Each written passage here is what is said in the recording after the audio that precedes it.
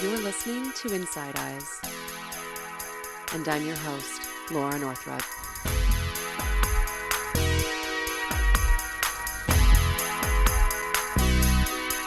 Hi, party people. Welcome back to Inside Eyes. I'm your host, Laura Northrup, and this series is about the use of entheogens and psychedelics to heal from sexual trauma.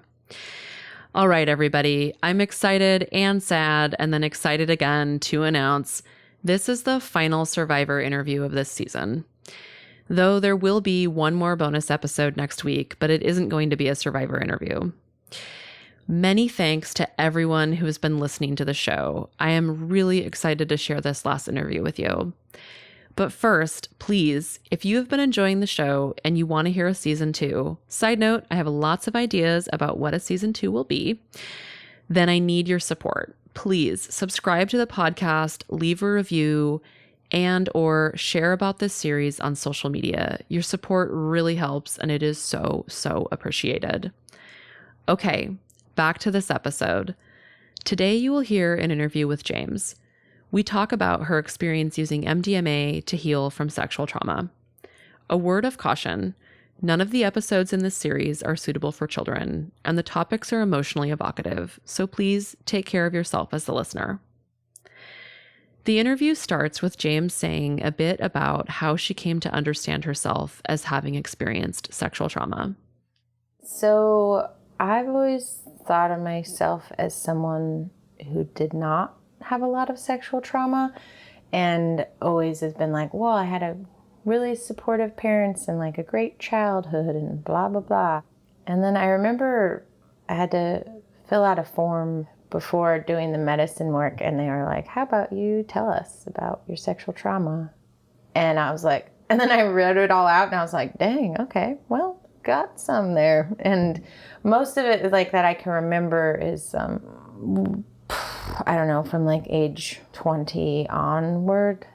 Oh, that's not true. Some in my youth. But there's also this feeling that I've always had that I just really actually have pretty deep, maybe old sexual trauma, and I just don't know what it is. And actually one of my hopes or I kind of had a hope that doing the work with the medicine would actually reveal something, because that is something I read that sometimes people have that happen. And so I've always had this thing where I'm like, oh, if I only knew what happened, if I knew the facts, if I, if I knew ABCD, then I could consciously go in and be like, okay, let's heal this, But that wasn't really the case with my journey. However, it was still really helpful. Mm-hmm. Yeah. So it sounds like you were it sounds like sort of a complicated relationship with that reality. Like it sounds like on some level you were saying, I don't have any sexual trauma, but then also some part of you was saying, there's something there. There's something that I feel happened. Yeah. And then when you say the medicine work, it sounds like you were prepping to do some MDMA sessions with a guide. And you weren't going to that work to do this work around sexual trauma, but that there was maybe some part of you that was kind of hoping like maybe this is going to bring clarity to this kind of ongoing feeling. Yeah, definitely. Yeah, because the deepest feeling, or my deepest hard shit that I'm working on is basically around just like a constant state of not enoughness, and just like constantly questioning everything I'm doing, and it's never enough, like a deep shame, like deep perfectionism, and it's just so all encompassing that it's hard for me to imagine that didn't come from like some deep traumatic event. However, I'm also aware that like being, a woman and a queer person in this insane patriarchy, like that, I do believe that like maybe I didn't have some crazy intense wounding when I was young before I could remember, but just being in this world is enough, or Yeah. So, because even before the events of sexual trauma that I can remember that happened in my 20s, I still always had, like, ever since my first inklings of like sexual energy coming into my body, there's like deep fear around it, deep unease. So it's like when all the signs point to, yeah, probably something happened, and maybe I'll never know, you know? So you decided to do this medicine work, and it sounds like you've sat multiple times. I've sat twice, and I hope to sit more. And when I tell you my story, I'll tell you why. But Yeah. Well, maybe before we get into the story about your MDMA journey, I'm wondering if you have anything to say about how you feel like sexual trauma has been impacting you. It sounds like you're relating it to perfectionism and a deep sense of shame. But I'm wondering just more about kind of your daily life and relationships, and if there's other ways that you saw that coming up. Yeah, I mean, well, in my intimate and sexual life, like, sex has always just been it's just been always confusing, because my parents tried really hard to be like, we're sex positive.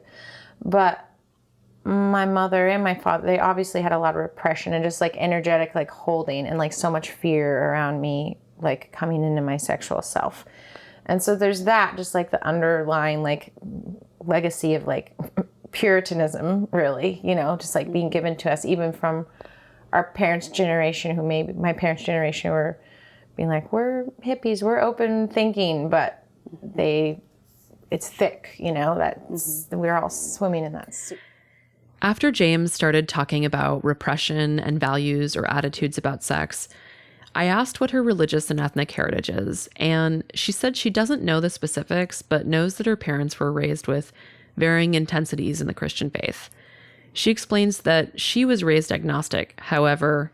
But there was still all this there's like the legacy. Fear. There's just like fear, you know, and repression. So, I mean, in my own sexual life, it's like for example, like, I didn't have my first orgasm until I was 24.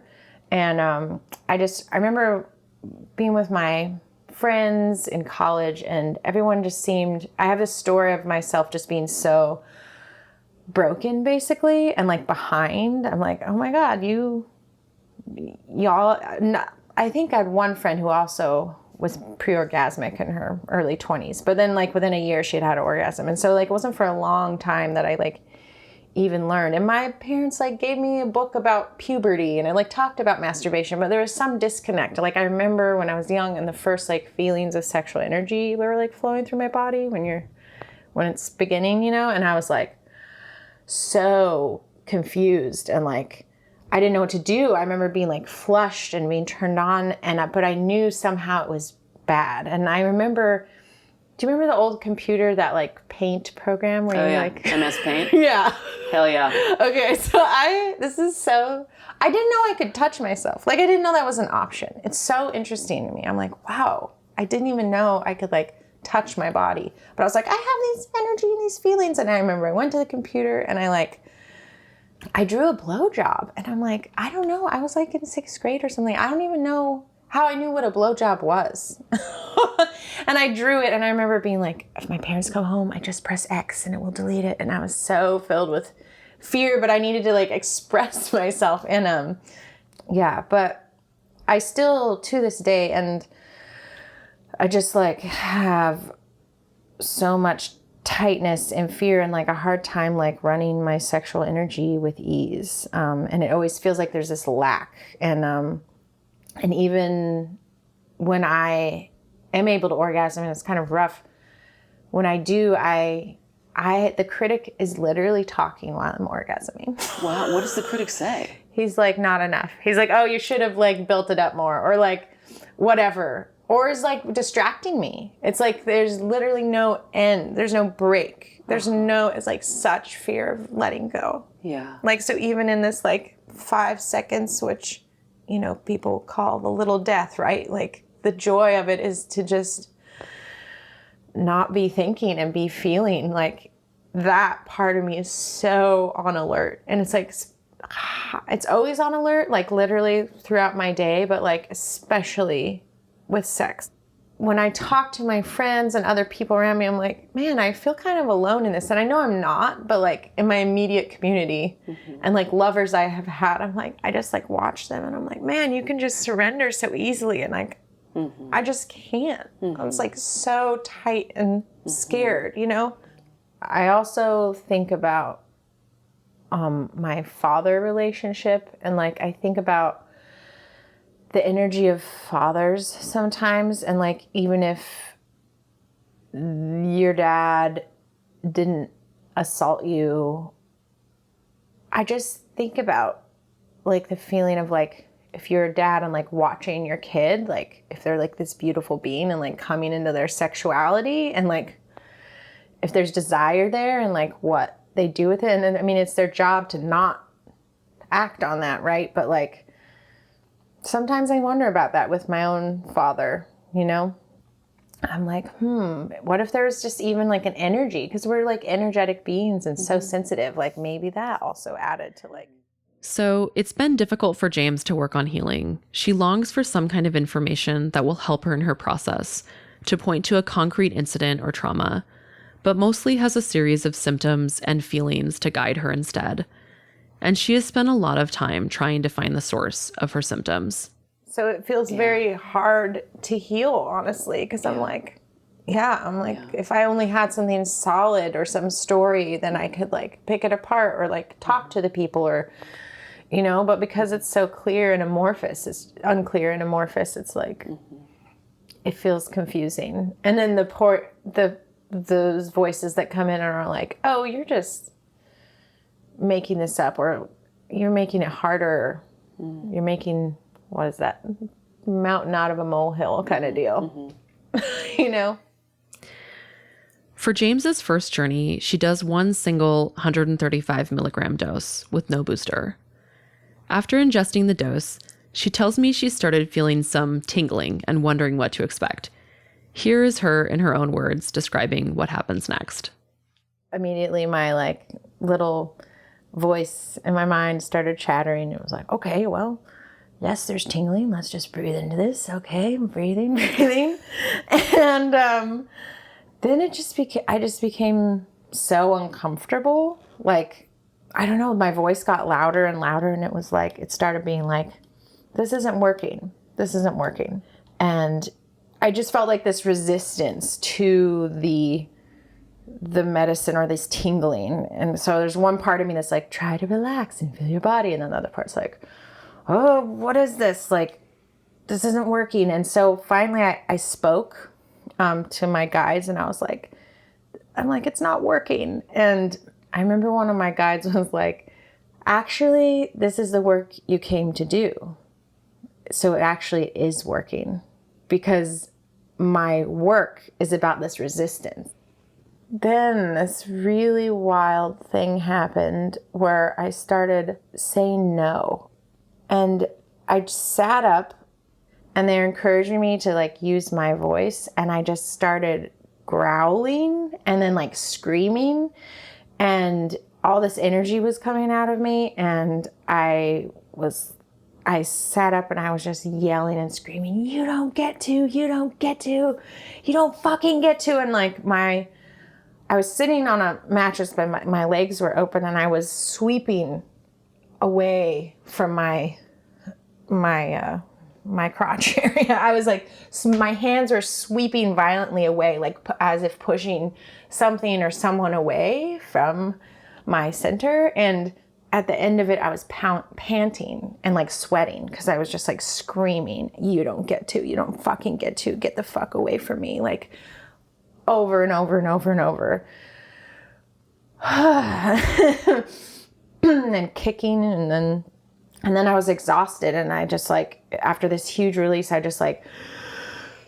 fell back on the mattress, and I was just panting.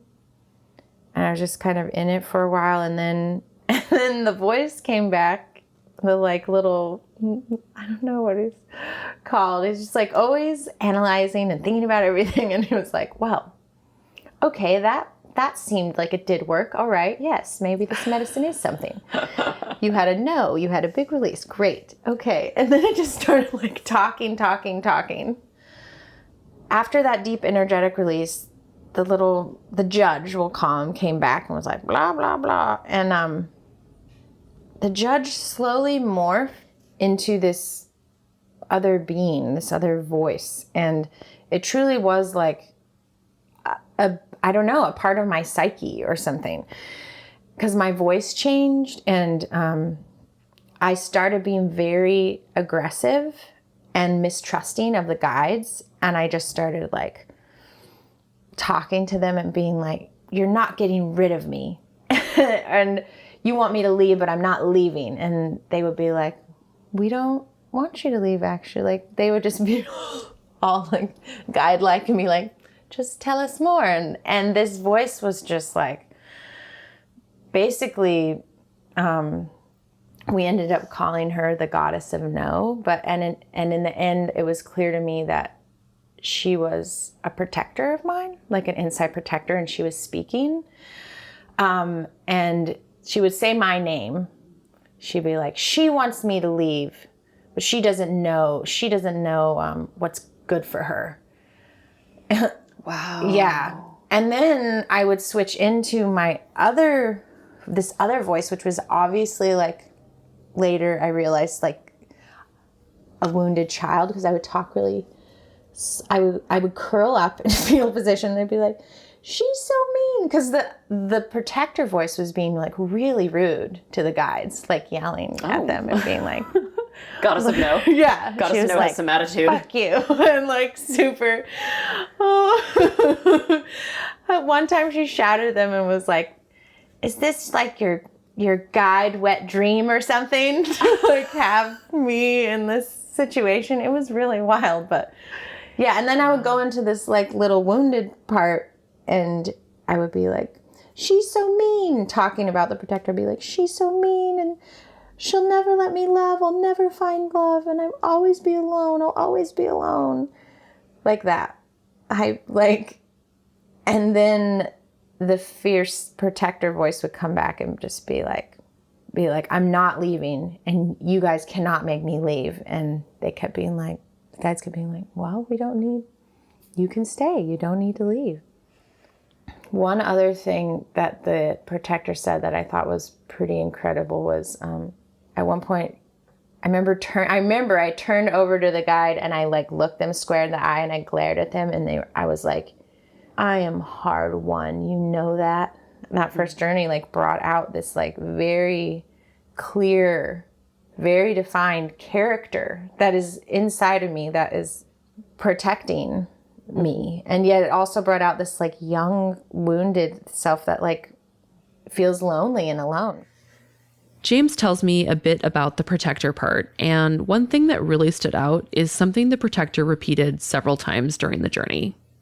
Basically that love is for fools and like it's not safe and I shouldn't be in a relationship. And that's something I've struggled with my whole life. And I actually now, after doing this journey, can go back to this part when I was very young. I was 14 years old. And I remember I was in the shower and my first boyfriend and I had broken up. And I was like just sobbing in the shower. And this voice came to me and was like, love's just not for you. You're always going to be alone. And I was like, and I remember just sobbing. And it's so funny because my parents have been married since they were 19. And they're pretty happily married. They've been through some shit, but like, and so it's not like I don't have an example. Like I've had an example of like this long-term relationship, but inside there's always been this being that's like, no, that's not for you. You don't get to do that. And so every relationship I've ever been in I've always had like an end date. For whatever reason, I have like a very intense protector. And that's what I talked about with my guides when processing it later. They were like, yeah, you don't get those for nothing. You know, we don't get those. They aren't there for no reason. Protector parts. Yeah, protector parts. Yeah. Yeah, it sounds like you're describing really meeting yourself, meeting parts of yourself that maybe, on the day-to-day come through, but don't come through in such an identified way. Yeah. And it sounds like you also got to have a dialogue between parts of yourself that you also maybe are having day to day, but isn't so clearly just right there of, one part of you is saying, I'll do anything to protect myself. And another part of you is saying, this is really painful, what you're doing. Yeah. Yeah. And also that painful part is like very hopeless too. The child. Yeah. Yeah. And that actually in my second journey is the main thing that I explored too. About 6 weeks after the first session, James did another MDMA session. James is in ongoing therapy, and that has been a big help with integrating the journey work. But James also had this to say about what it was like to do these two intense journeys. I honestly wish I'd been able to do more integration work, but my therapist doesn't take insurance, so it was like, it's so hard. Like, I don't see them Like, enough. you would have liked to see them more often. Yeah, totally. Yeah. And also there was like some hardship in my relationship. And so my partner was working hard to hold space for me, yet there was also some, like, when I look back on it, I felt like there wasn't enough space held for me. I would like recommend to anyone doing it that you really work to have a support system, and like really work to have days like clear, like a week clear for integration, and like real like self-care stuff and support system. And the people you're close to in your life, like, understand what that would look like for you. 'Cause I don't feel like I had that as much as I wish I had. And also I remember there was like specific waves, like a week after, 2 weeks after, of like realizations. And like, the days after there was so much important stuff happening that were like very deep jewels and very important. Next, James shares about what that second journey was like. But I want to pause for a moment to give you some context. Back in July of 2018, you may have heard that there was an endangered orca whale mother, known as Taliqua, that gave birth to a calf in the Salish Sea. Within a few hours of the birth, the calf died. For 17 days, Taliqua would not let her baby sink deeper into the ocean. She repeatedly retrieved her baby when it would descend, supporting it on her forehead and carrying it around as she grieved. This death and the mother's grief made international news due to the ways it highlighted the tragic destruction of the environment and the ocean that these whales depend on to survive. But it was an especially prominent and heartbreaking story in the Pacific Northwest, where people watched up close as the mother whale grieved. James tells me that she did her second journey while Taliqua was carrying her baby around. James was focusing on the hopeless child inside of her, but the grief and immense sadness around the death of the whale entered her journey as well. That I did my journey during that time.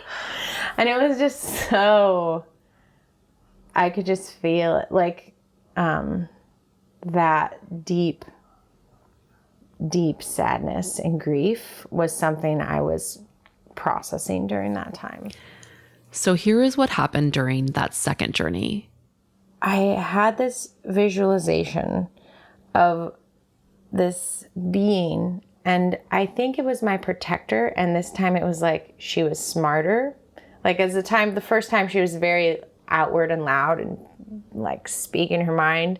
And I think she came out a little bit, but for the most part, she was just doing this labor inside of me where I just saw her slowly building a wall, or like adding to a wall around my heart.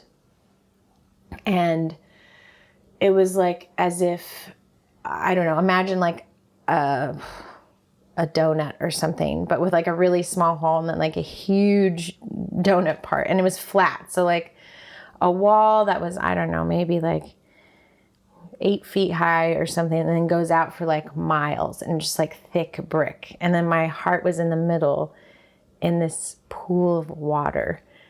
And she was just like adding brick by brick. And it was like she'd caught on or something. She wasn't going to like let the guides know her voice this time. And she's like, I'm just going to build this fucking wall, was the vibe. And I'm smarter than you. But then my tiny voice came back, and it was so interesting. I was like, but she's building the wall, and I'm just a little tadpole. And I had this vision of like the middle of the hole was water, and I was a tiny tadpole in it, and I was all alone. And it was like, I only had maybe like, if like 5 times the space of my body to swim around this tiny little hole of water, and I was completely alone. And you know how if you've held tadpoles before, they're just so soft and like tender, like they can't be, you feel like you could squish them, like they're fragile.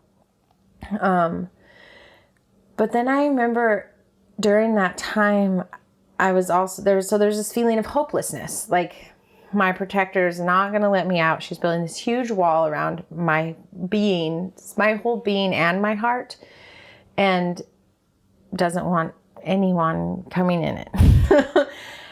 But my little self, I remember being like, but there's water here. And I was like, well, there has to come from a spring. And I was like, okay, well, I have the earth and I have the water. And then I had this vision. I was like, I also have the stars. So I have below and above, and that's something. And then I also was like, well, also water is very powerful. And over time, if she's just using brick and mortar, perhaps it will wear away at the wall. So there's this physical manifestation, this vision of hopelessness, like being completely trapped by this like thick ass wall. But then in that place, I was like, no, there's hope. I have water, and I have sky, and I have earth. And I was kind of talking it through to my guides. And at one point I was like, I think I could grow legs. And so the tadpole kind of like morphed into a legged being, which I kind of visualized as me. And by the end of that journey, I felt like I had reached the edge of the wall, and I was just trying to figure out how to get down. Like you had made it all the way to the edge of the donut. Yeah. Oh, wow. Yeah. You did a lot of work. I did. And so I was proud of that, but I still feel like... I asked James a bit more about her integration work and what the lasting impact of these journeys has been. The journey ended, and like I was left with these like really powerful visuals that I've been using now in like meditation and prayer. I've been using the water a lot, being like just visualizing it like creaking through. Sometimes it's slow. It's just like making little cracks, like freezing and thawing like water does until rock breaks, Other times it's like more like a explosion. I'm like, what if I could just explode this wall? And then other times it's like, actually my guy suggested this. She's like, what if you still have the wall, but you can choose to just get off of it? I was like, oh, that's an idea. I know it could sound really funny to people, and it even sounds funny to myself as I say it, but I actually think that image came to me, that was like from my being, And I think those have been like really special tools that I've been able to use throughout my integration time and even now. Because I got to meet, instead of just being like confused, of like, why can't I open? Or like, why can't I relax? I'm like, oh, because there's a fucking thick ass wall around my heart. And I saw it, To me, what was so helpful about the journey work is that even though it didn't give me, even though I was trying to not have expectation, I still did have like this tiny hope of like, maybe I'll have a flashback or a vision of like a certain experience of trauma or ABCD, and thus then I will heal myself. Even though that didn't happen, what did happen, that huge energy release in my first one of like the no coming out, And then meeting these separate parts of myself has been hugely helpful, because before I would just be like, kind of have that energy. Now and then I'd just be like, buck up, you know, like just, it's nothing really happened to you. You shouldn't be feeling these things, you know? And now I'm like, okay, that protector is there for a reason. That wall is there for a reason. And I've kind of like gotten a lot more peace. I actually feel like I've let go of, not fully, but this idea that I need to know if anything happened or what happened. But all I know is that experience and the realness of meeting those parts of myself and that energy release is something I can hold on to as like evidence that like these symptoms I have like around my own sexuality and just like my constant state of unease and shame, coming from deep shame, aren't from nothing, you know? And so James also stressed that she feels she is still in process, still integrating, and would like to do more journeys. She says she feels like she's really at the beginning with this work. Having read about and known other people who have done this kind of work, she also talked a bit about her expectations based on what she had heard from others. I'm also very hopeful and excited and interested about to take more journeys.